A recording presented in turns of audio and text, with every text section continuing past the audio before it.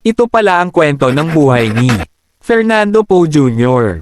FPJ. Si Fernando Poe Jr., na ang tunay na pangalan ay Ronald Allen Kelly Poe, ay ipinanganak noong August 20, 1939, siya ay naging pinakasikat na artista sa Pilipinas at tinawag na The King ng pelikulang Pilipino.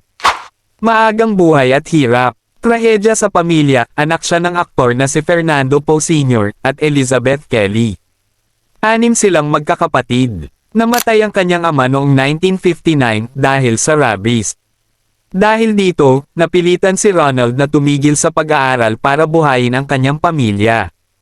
Pagpalit ng pangalan, ang pangalang Fernando Poe Jr. ay orihinal na sa kanyang kapatid na si Andy Poe. Ginamit ito ni Ronald para mas madaling makilala sa pelikula. Pagsisimula sa wala, nagsimula siya bilang utusan at extra sa pelikula.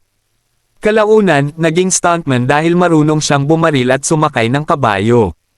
Pagsikat sa pelikula. Unang tagumpay, sumikat siya sa pelikulang Low Waist Gang noong 1956. Hari ng aksyon, madalas niyang gampanan ang papel ng bayani ng mahihirap, tahimik, mabait, at lumalaban lang kapag kailangan.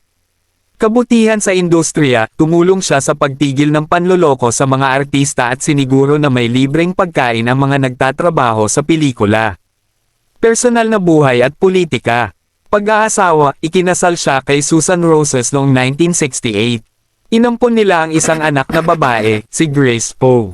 Mga anak sa labas, inamin niya na may 2 siyang anak sa labas, Ron Ian Poe at Lovie Poe. Pagtakbo sa pagkapangulo, tumakbo siyang pangulo noong 2004, ngunit natalo kay Gloria Macapagal Arroyo. Kamatayan at pamana. Pagpanaw, namatay siya noong 14 ng Desyembre taong 2004 dahil sa stroke, sa edad na 65. Maraming tao ang dumalo sa kanyang libing.